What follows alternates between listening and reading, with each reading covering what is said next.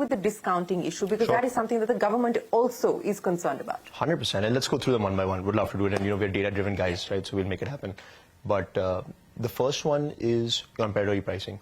I'll give you an exact data point. So that allegation is false unequivocally by data. If you look at the exact number of units sold on the Zepto platform in FY24 that was below COGS, it was 0.2%. Only 0.2% of our units were sold below cost price of the manufacturer. 99.8% we were making margin on it. 99.8%. Right? Even in the stores that we And had, who's verified this? This is EY verified. I'm happy to, I'm happy to go, publicly and say anyone that wants to diligence this, please come into our office. Let's look at the books, right? Because we've got data and facts, and there are anecdotes and hyperbole, right? And we're on the side of data and facts. So 0.2% of our units were sold below cost price in FY24. We don't expect the number to change in FY25 much, but we've got book closure numbers for the full year FY24. That's one, right?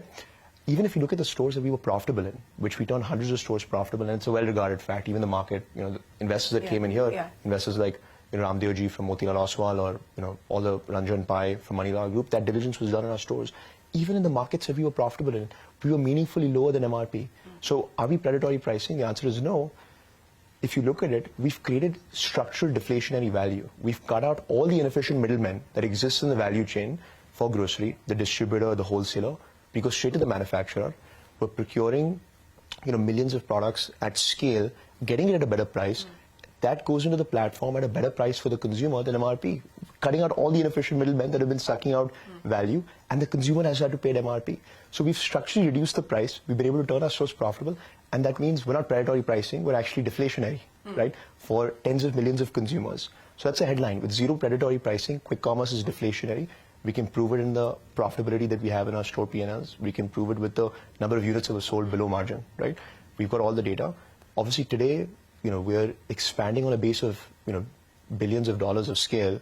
We're investing in CapEx. The biggest singular line item today in our P&L is CapEx, directly or indirectly. Right? Not all of it shows up in fixed assets. Some of it is in an OpEx model to go into the technicalities. But if you look at the capital being deployed, the biggest part is CapEx and working capital. The second biggest part is operational setup. The first question you mentioned, are we predatory pricing? Answer is no. Happy to go into the data, happy to go into our books in detail. 0.2% of products below margin. Okay. And stores profitable, still below MRP, because we're deflationary. We've created value in the supply chain. That's one. Second piece on jobs, created over 4.5 lakh jobs. We've estimated, and from the surveys that we've done at scale, statistically significant, that even the people that were employed were making 10 to 15,000 rupees per month, and now they're making 23,000 rupees per month, right? So we are a net job creator. We're net wage additive, and we're not predatory pricing.